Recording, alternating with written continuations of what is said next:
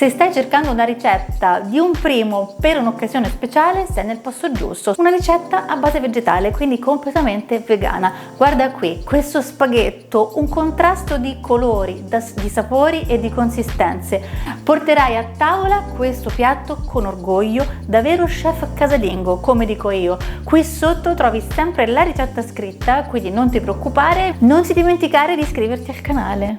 Andiamo prima di tutto a cuocere la barbabietola in questo modo, ossia la ungiamo, aggiungiamo del sale e poi la andiamo a chiudere all'interno di una carta d'alluminio in modo tale da poter accelerare anche i tempi di cottura. Se hai un forno tradizionale usalo, va benissimo. Io invece preferisco utilizzare un finto forno elettrico, ossia la friggitrice ad aria, perché così in 25 minuti senza preriscaldare niente sono. Allora, a questo punto le barbabietole sono cotte e andiamo a togliere la pelle, quindi semplicemente una volta che si sono raffreddate sarà facilissimo spellarle.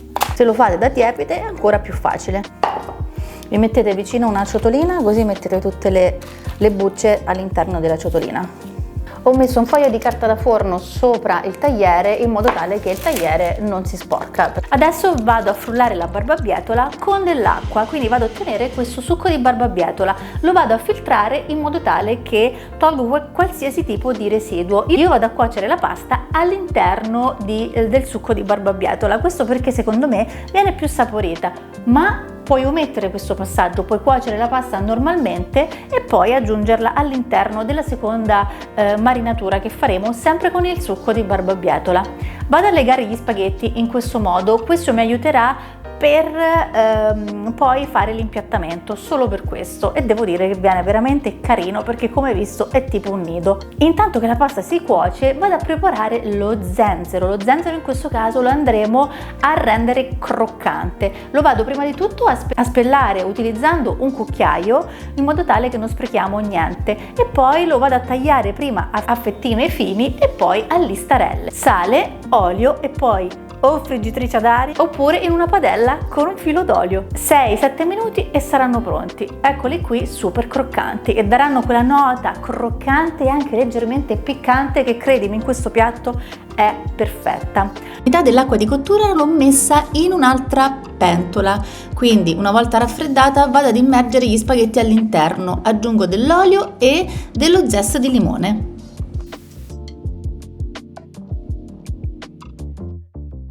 Vado a frullare del prezzemolo fresco e poi lo vado a filtrare per togliere tutta la parte che non sono riuscita a rendere liquida, quindi lo frullo chiaramente con un po' di acqua. Lo metto di nuovo all'interno del boccale del frullatore ad immersione e uso il tofu silk, ossia un tofu super morbido, vellutato, che ci farà fare una cremina spaventosa. Aggiungiamo dell'olio, aggiungiamo anche del sale, del lievito alimentare in scaglie e chiaramente un po' di succo di limone.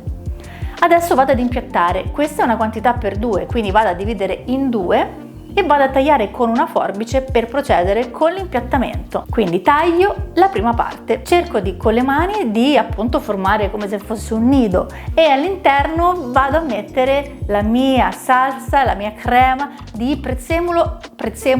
Mi raccomando di pulire il piatto per non lasciare qualche schizzetto di barbabietola che non è carino. Vi do qualche opzione diversa di impiattamento. La prima, potete mettere delle foglioline essiccate, ma che si essiccano in 2 minuti dentro al microonde, quindi niente di complicato. Qui sotto ti lascio il reel, veramente 20 secondi, per mostrarti come si fanno queste foglioline cotte nel forno a microonde, che vengono croccantissime e carinissime. La seconda opzione è quella di andare poi a guarnire, oltre che con lo zenzero croccante nel centro, con dei semi di sesamo nero. Con la barbabietola è la morte sua delle nocciole. Io in casa non le avevo e me ne sono accorta purtroppo mentre stavo riprendendo, grazie a mio marito che se le mangia tutte, e quindi ho messo dei pezzettini di noci brasiliane.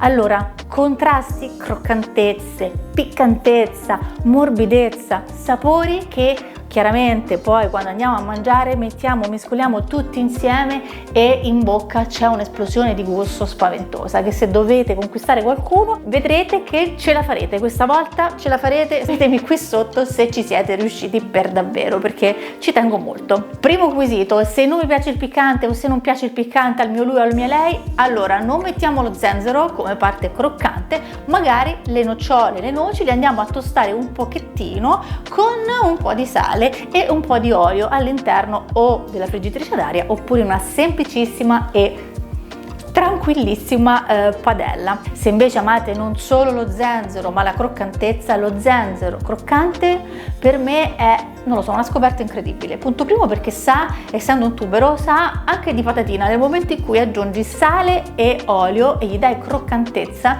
questo zenzero, questo tubero piccante ha un retrogusto di chips. Sarà che ultimamente ho sento chips dappertutto, ma è così.